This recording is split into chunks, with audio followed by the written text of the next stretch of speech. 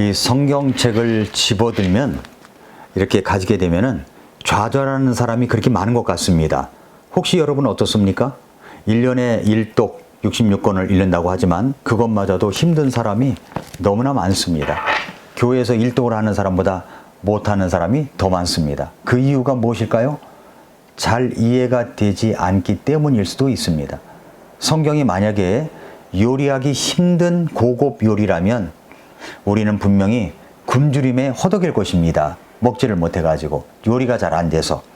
요리를 잘하려면 주방을 잘 알아야 하듯이 성경의 주방, 그러니까 성경의 기본 구조와 어떤 것이 있는지, 어떤 재료인지, 어떤 영양분을 갖고 있는지를 먼저 알아야 된다는 겁니다.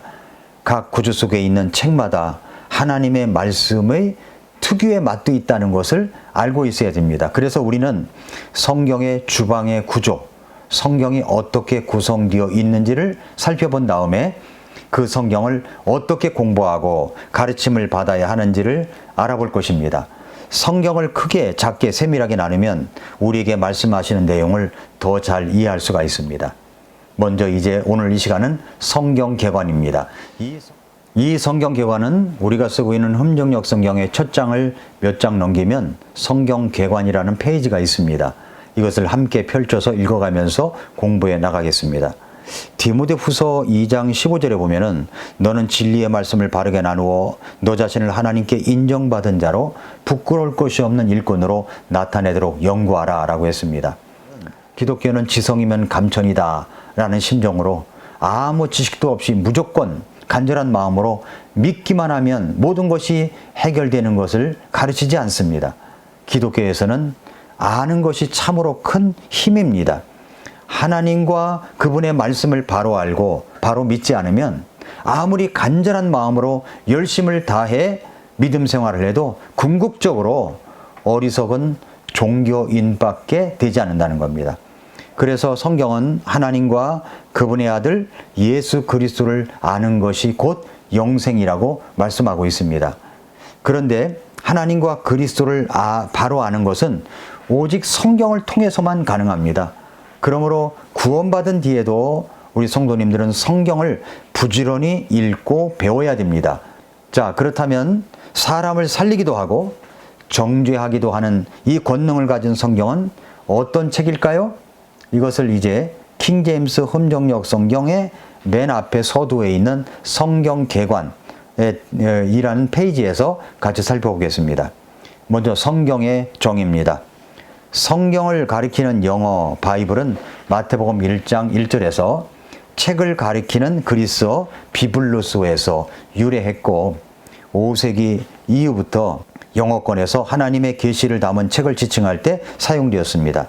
그러나 성경은 단순한 책이 아니라 세상에서 가장 특별한 책으로 여러 책을 모은 전집이 아니라 연속성을 가진 하나님의 일관된 이야기이며 사람들이 기록한 하나님의 말씀들, 즉 그분의 입에서 나오는 단어들을 담은 책이라고 정의할 수가 있습니다. 또한 성경은 신학이나 역사, 과학 또는 어떤 다른 주제를 체계적으로 정리한 논문이 아닙니다. 성경은 지구와 인류에 관해 시대들에 따른 하나님의 계획과 목적을 보여주는 하나님의 계시의 책입니다. 성경은 우리에게 여러 번에 걸쳐 다양한 방법으로 조금씩 주어졌습니다.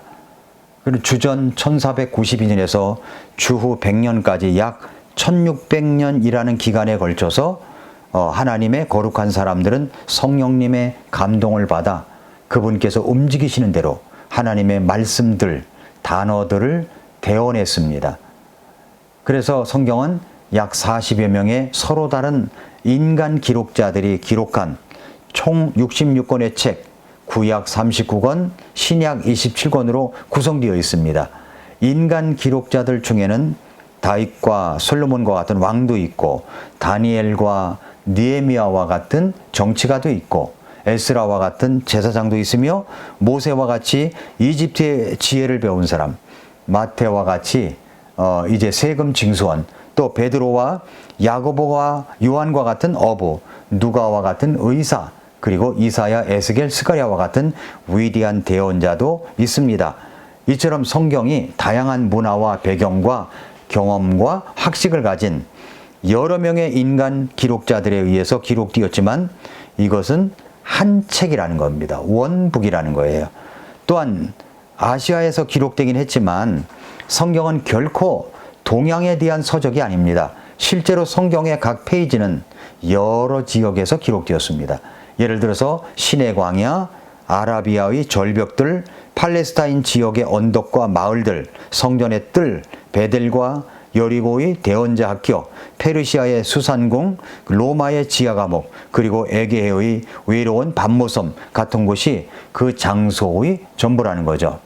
신약 성경은 구약 성경을 언급할 때 뭐라고 얘기하냐면은 성경 기록, 거룩한 성경 기록들, 율법, 모세의 율법과 대언자들의 글과 시편, 율법과 대언자들의 글, 옛 상속 언약 등으로 부르고 있습니다. 구약 성경의 맨 마지막 책에서부터 신약 시대가 시작되는 때 사이에는 400년간의 침묵기가 있습니다. 이때 나온 외경은 하나님의 영감을 받은 글이 아닙니다. 하나님께서 구약 시대에는 대언자들을 통해서 그리고 신약 시대에는 자신의 아들을 통해서 말씀하셨습니다. 그러므로 신구약 성경 기록자들과 하나님의 아들 예수 그리스도는 성경이 하나님의 말씀임을 보여주는 증인입니다. 증인들. 자, 그러면 성경의 구성을 보겠습니다. 성경은 66권의 작은 책들로 구성되어 있고 예수 그리스도의 출생을 기점으로 해서 39권의 작은 책들로 구성된 구약 성경과 그리고 27권의 작은 책들로 구성된 신약 성경으로 구분이 됩니다. 성경은 1189장입니다. 구약이 929장, 신약은 260장.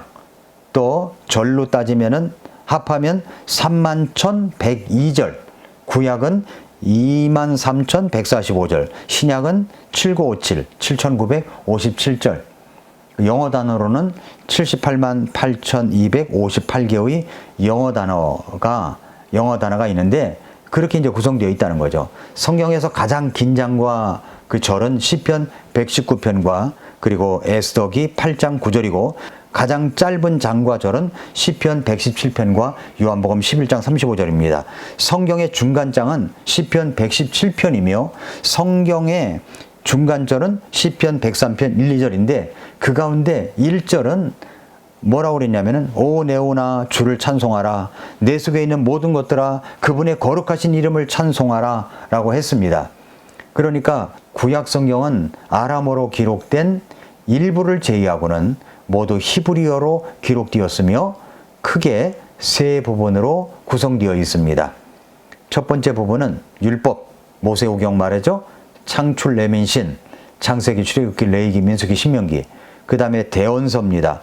대언서는 전기 대언서와 후기 대언서가 있어요. 그래서 대언서는 여호수아기, 사사기, 사무엘기, 열왕기가 있고 후기 대언서는 이사야, 예레미야, 에스겔 그리고 호세아서부터 말라기까지 12개의 소대언서가 있습니다. 자, 거룩한 기록들, 진리, 시편, 잠언, 욥기, 5개의 두루마리, 아가, 룻기, 에가, 전도서, 에스더, 그리고 다니엘, 에스라, 느헤미야, 역대기 이렇게 되어 있습니다. 신약 성경은 그 당시에 일반적으로 통용되던 이 코인의 그리스어로 기록되었고 역사를 다루는 사복음서와 사도행전, 사도들의 서신서, 그리고 미래일을 담고 있는 계시록으로 구성되어 있습니다. 처음에 성경에는 지금과 같은 절과 장의 구별이 없었습니다. 고대 유대인들은 회당에서 사용하기 위해서 구약 성경을 몇 부분으로 나누었는데 주 9세기경에 절을 표시했어요. 절, 몇 절 하는 걸. 그 다음에 성경의 모든 책을 장으로 나눈 것은 주 13세기경에 휴고라는 사람에 의해서 이루어졌다는 겁니다. 그리고 이제 주후 1551년에 스테파누스는 신약 성경에 절을 붙였고 그 뒤에 이것이 일반적으로 수용되어서 여기까지 오게 된 것입니다. 자, 구약 성경이 보면은 17권, 중간에 5권이 있습니다. 앞에 17권은 창세기서부터 에스라, 느헤미야, 에스더까지입니다. 그리고 중간 시가서 5권은 바로 욥기, 시편, 잠언, 전도서, 아가서입니다. 그리고 나머지 12권은 대대언서와 큰 대언서와 작은 대언서 5권, 12권 이렇게 구성되어 있습니다. 신약 성경도 이렇게 구성되어 있다는 것을 기억하고 우리가 성경의 개관을 먼저 공부했습니다.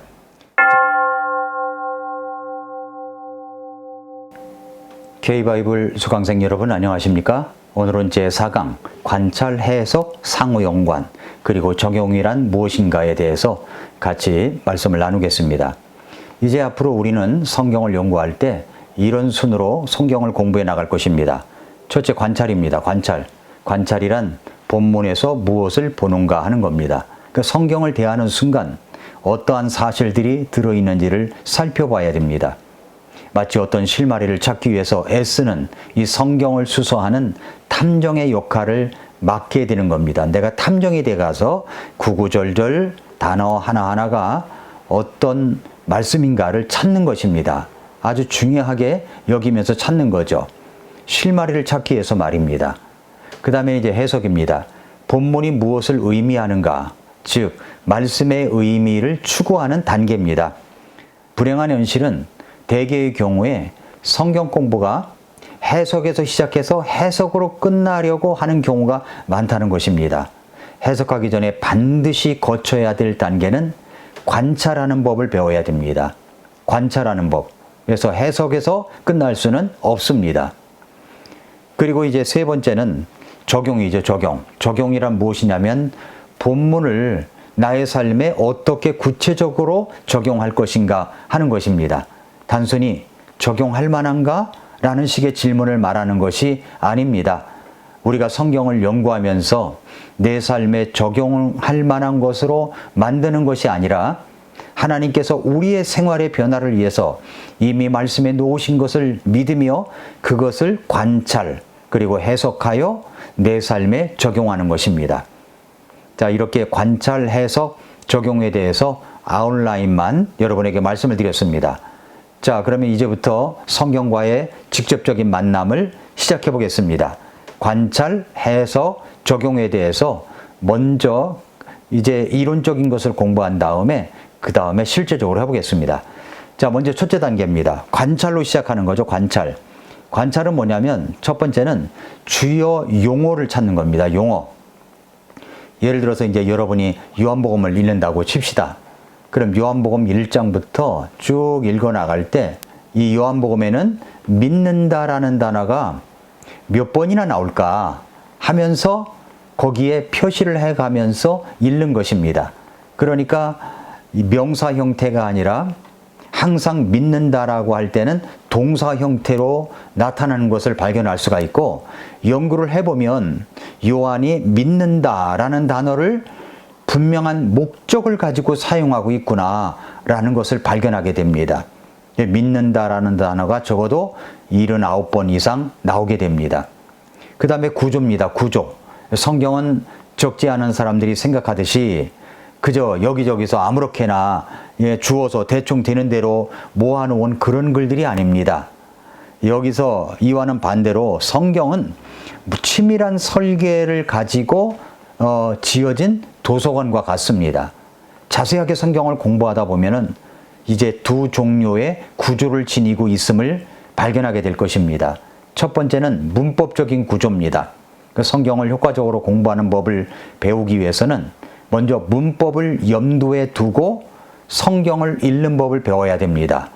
성경도 마찬가지로 주어가 무엇인가, 목적어가 무엇인가, 주동사가 무엇인가, 또 문법을 더욱 잘 알면 할수록 본문으로부터 더 많은 것을 끄집어낼 수가 있게 되는 겁니다. 그 다음에 이제 문학적인 구조가 있습니다. 질문과 답변, 그리고 클라이막스와 해결의 국면도 있고요. 원인이 있으면 결과가 있겠죠? 그래서 기자들이, 기록한 사람들이 그들의 작품의 구조를 얼마나 다양하게 조성하고 있는지를 성경을 읽을 때 우리가 알 수가 있게 될 것입니다. 세 번째는 이제 문학 양식입니다. 성경을 대할 때 장르 또는 문학 양식에 대해서 똑바로 알아야 됩니다. 예를 들어서 시편에 나타난 히브리 문학의 시와 그리고 바울 서신에 나타난 논술적인 논쟁과는 분명한 차이가 있습니다. 또한 그 장엄하고도 긴 역사를 휩쓸듯이 훑어가는 창세기나 출애굽기의 이야기체와 또 간결하고 요점을 찌르는 비유의 문체와의 사이에도 커다란 대조가 있습니다. 그러니까 성경 속에는 비유도 있고 사랑의 시도 있고 풍자도 있고 묵시도 있고 비극이 있고 희극도 있습니다. 또 이외에도 서로 다른 문학 양식들이 나타납니다. 성령님께서 하나님의 뜻을 우리들에게 전달하기 위하여 위와 같은 각종 문학 양식을 사용하셨습니다. 우리가 이해할 수 있도록 그렇게 하신 거죠. 그러므로 하나님의 뜻을 제대로 소화하기 위해서는 각 문학 양식에 맞는 해석 원리에 입각하여 본문을 이해해야만 한다는 겁니다. 그 다음에 이제 분위기입니다. 분위기. 자, 분위기를 이해하기 위해서는 성경 본문의 배경과 그 본문이 자아내는 분위기를 파악해야 됩니다. 본문의 기자가 느꼈던 기분은 어떠한 것이었을까? 예를 들어서 빌립보서 4장 4절에서 사도 바울이 빌립보 교회 성도들에게 이렇게 이야기했죠. 항상 기뻐하라. 내가 다시 말하노니 기뻐하라. 라고 말씀하는데 이때 바울은 이 글들을 어디에서 썼을까요? 어떤 상황에서 썼을까요? 하와이에서 썼습니까? 호텔 특실에서 썼을까요? 그렇지 않습니다. 그는 악취 풍기는 캄캄한 어두운 로마의 감옥에서 이걸 쓴 겁니다. 창살 안에서의 삶은 우리의 평범한 삶과는 상당한 차이가 있습니다. 이런 분위기를 알고 그 분위기 속에 우리의 감정을 이식시켜 보는 것도 성경 해석에 도움이 됩니다. 그래서 이제 제가 갖고 있는 책 가운데 어떤 책이 있냐면은 여기 독서법부터 바꿔라 라는 책이 있습니다. 근데 이 책에서 아주 중요한 내용이 있어요. 그것은 뭐냐면은 당신의 인생을 가장 짧은 시간에 가장 위대하게 바꿔줄 방법은 무엇인가? 워런 버핏이 이렇게 이야기를 했습니다. 만약 독서보다 더 좋은 방법을 알고 있다면 그 방법을 따르기 바란다. 그러나 인류가 현재까지 발견한 방법 가운데서 찾는다면 당신은 결코 독서보다 더 좋은 방법을 찾을 수 없을 것이다 라고 이야기하고 있습니다. 그러니까 왜 하필 독서냐? 우리가 왜 하필 성경을 읽어야 되느냐 하는 문제는 일반적인 원리와 똑같다는 겁니다. 워런 버핏이 또 이런 이야기를 했습니다. 독서보다 더 좋은 방법을 찾을 수가 없을 것이다. 그러니까 성경을 읽는 것보다 더 좋은 방법은 없습니다. 또한 어떤 이야기를 또 했냐면은 이모당이 뭐라고 얘기를 하냐면은 책을 읽지 않는 사람은 시간적 공간적으로 자기 세계에 감금되어 있다는 겁니다. 여러분이 성경을 읽지 아니하면 자아가 중심이 돼가지고 자기 세계에 감금시켜 버립니다. 그러니까 내 마음대로 생각하고 내 식대로 사고하고 행동하고 그렇게 이기적이고 육신적인 사람이 될 수밖에 없다는 거죠. 성경을 읽으면 성경이 말씀해 주시는 바가 무엇인가를 알고 그래서 관찰하고 해석하고 적용해서 내 것으로 삼아야 된다는 거죠. 그래서 이제 관찰을 그런 식으로 한다는 겁니다. 해리포터 시리즈를 집필한 롤링이 뭐라고 얘기했냐면은 나는 해리포터에 나오는 마법을 믿지 않습니다. 하지만 가장 좋은 책을 읽는다면 마법 같은 일을 경험할 수 있을 거라 확신합니다. 그렇습니다. 책 중에 책, 가장 좋은 책이 무슨 책입니까? 하나님의 말씀, 성경책이죠. 이런 얘기를 했고요. 또 어떤 얘기 하나만 더 얘기하죠. 독일의 비레름 오스트발트는 뭐라고 그랬냐면은 성공한 사람들의 공통점을 조사한 결과 긍정적인 생각과 독서였다. 그러니까 긍정적인 생각이 있었다는 겁니다. 독서가 있었다는 거죠. 영적으로 훌륭하고 올바른 하나님의 사람들을 보면은 하나님 앞에서 이 독서, 하나님의 말씀을 읽는 것에 있었다고 하는 것을 우리가 생각해 볼 수가 있습니다.